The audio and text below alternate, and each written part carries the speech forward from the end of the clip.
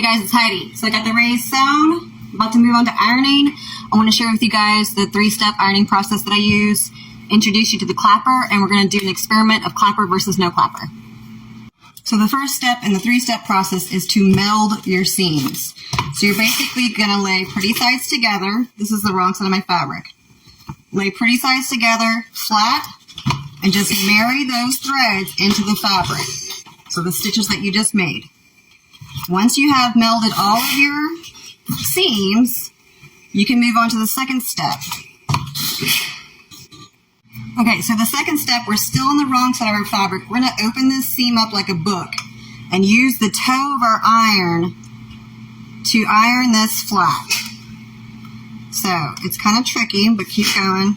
I also find that if you tip your fabric up a little bit as you're doing this, it'll open up a little easier for you.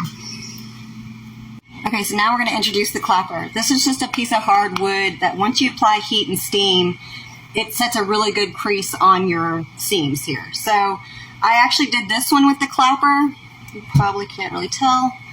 It's laying really nice and flat. I have not used the clapper on these two, and they're lipping up, okay, even despite being pressed just now with steam. So we're going to do this clapper now. So basically what I do is I start with the toe of my iron, steam the living daylights out of it, and then I trail behind with the clapper, just like that. Leave it on there for a couple of seconds, let it pull up that steam, and then your seam is laying way flat, more flat than this.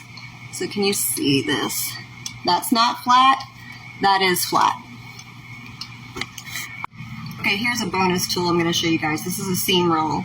If you fear that when you press your seam allowance that you're going to be able to see it on the other side of your fabric, hold on. You can take your seam roll, lay your seam open, go ahead and press like this. You can still implement the clapper, and that'll prevent show through of seams when you're ironing. Okay, so once you have all of your seams ironed on the wrong side of the fabric, you're going to flip it over, and the last step is to iron on the pretty side of the fabric.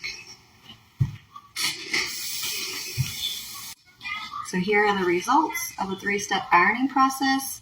Also remember that you can use your seam roll and your clapper when you're ironing the pretty side of your fabric. And I promise you, if you implement this 3-step process, you will have much improvement in your sewing projects. All right, thanks guys.